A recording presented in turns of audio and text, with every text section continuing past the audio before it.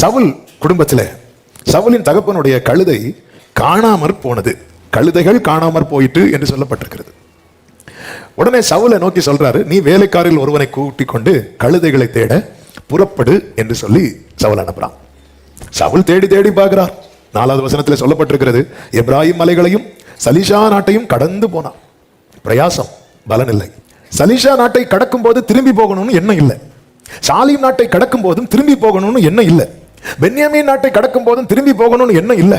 எப்படியாவது கிடைக்கும், எப்படியாவது பலனை பார்த்துடலாம் அப்படி சொல்லிட்டு ஒவ்வொரு ஸ்டெப்பா எடுத்து ஃப்ரெண்ட்ல வச்சிட்டு இருக்கும்போது ஒரு இடத்துல வந்ததும் தப்பா வந்துட்டோமோ, ஆமென், திரும்பி போயிருவோம்.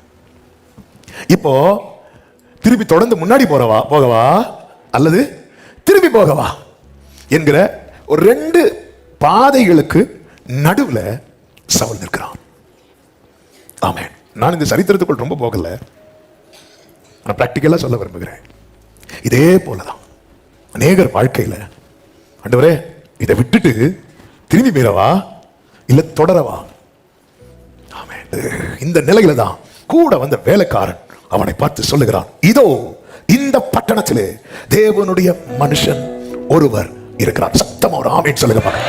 ஆமென். நல்ல கவனமா கேளுங்க. இன்னைக்கு உள்ள ரேமா இதுதான். இவன் பிரயாசப்பட்டு எதை காணல? இதுவரை அவன் கழுதையை காணவில்லை. ஆனால் இப்பொழுது அவன் எங்க நிற்கிறான் தெரியுமா? அவன் வாழ்வின் பாதையை பார்ப்பதற்கான இடத்திலே. ஆமென். அநேக பிரயாசப்பட்டு ஒன்னும் காணாம இதோ இந்த பட்டணத்திலே இதுவரை உனக்கு தெரியாத பாதையை கர்த்தர் உனக்கு காண்பிக்கும்படியாக. ஜீசஸ். பின்னாடி எடுத்து வைக்கிற பாதை நாம் அறிந்த பாதை, ஃப்ரண்ட்ல எடுத்து வைக்கிற பாதை நாம் அறியாத பாதை. குருடரை அறியாத பாதையில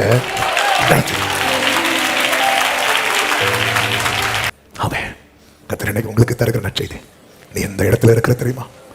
உனக்கு வழியை தெரிவிக்கிற இடத்துல.